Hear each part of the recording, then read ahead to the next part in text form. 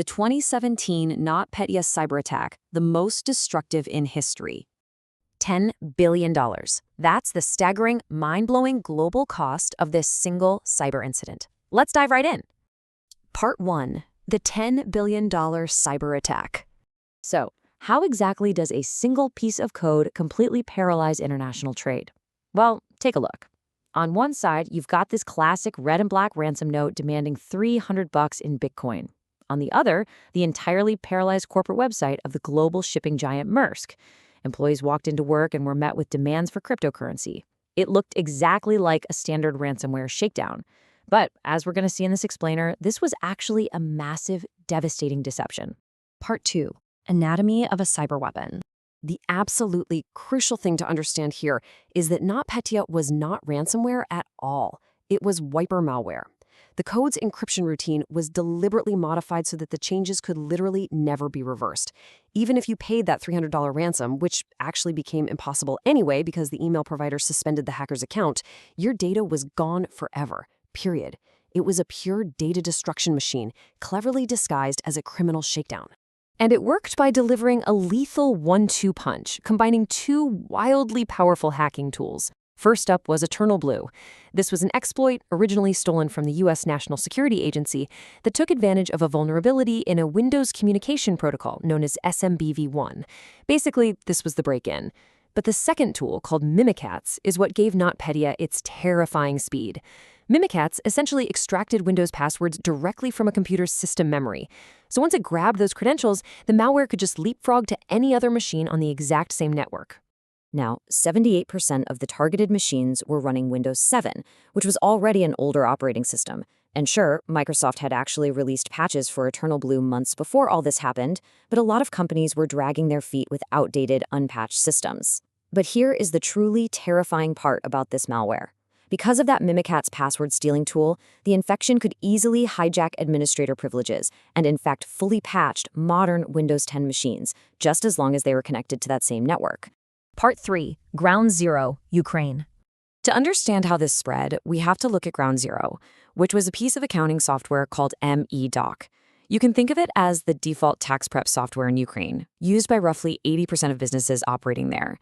Hackers managed to infiltrate the software firm that created M.E.Doc, elevated their privileges, and then planted a backdoor directly into a mandatory tax update.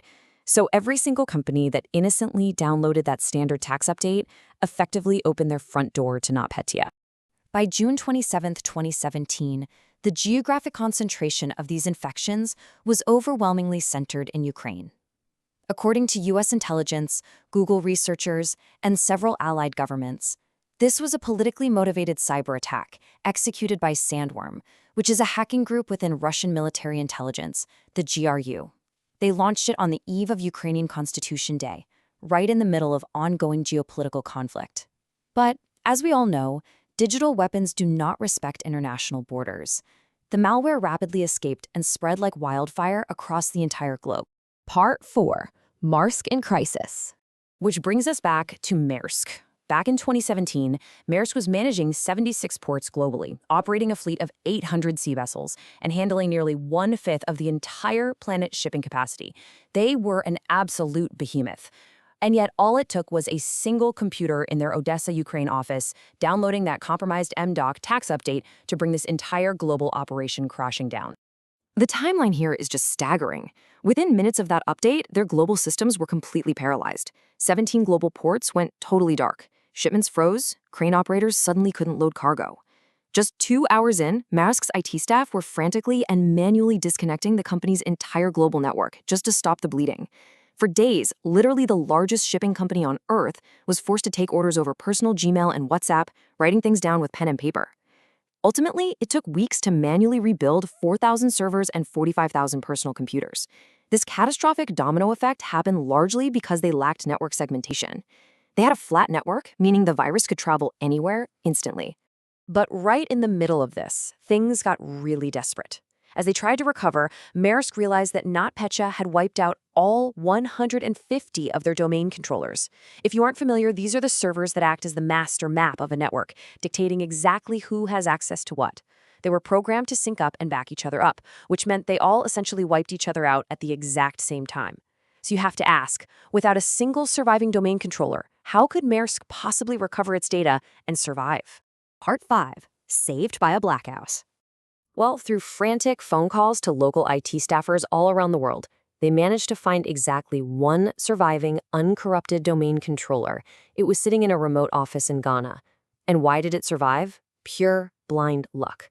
A random, localized power outage had taken that specific office offline at the exact moment the malware was sweeping through the global network.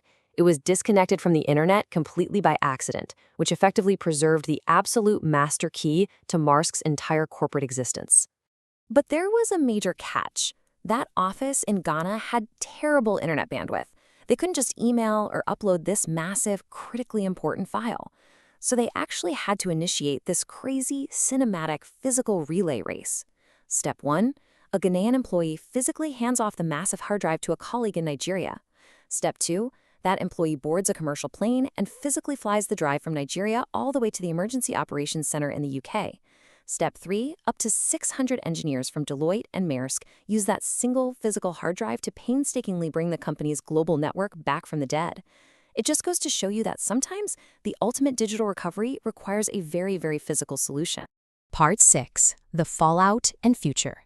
So, what was the ultimate toll? $300 million. That was the estimated minimum financial damage to Maersk alone, and honestly, a lot of experts suspect that is a massive lowball figure.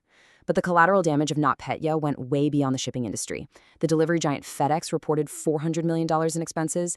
The pharmaceutical giant Merck took a massive $870 million hit, which even ended up disrupting the production of essential vaccines. The global supply chain was just severely wounded by this crossfire. So what are the critical lessons for survival we can take away from this explainer? First, flat networks are a massive liability. You absolutely have to prioritize strict network segmentation to contain these kinds of breaches. Second, fully synced online backups just aren't enough. You need robust, offline data recovery plans.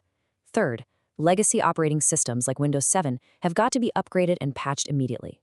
And finally, just as Maersk's CEO later stated, cybersecurity can no longer be viewed as just a standard IT operating cost.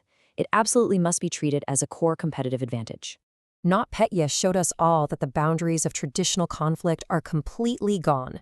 Digital weapons deployed half a world away can wipe out your local systems in a matter of seconds.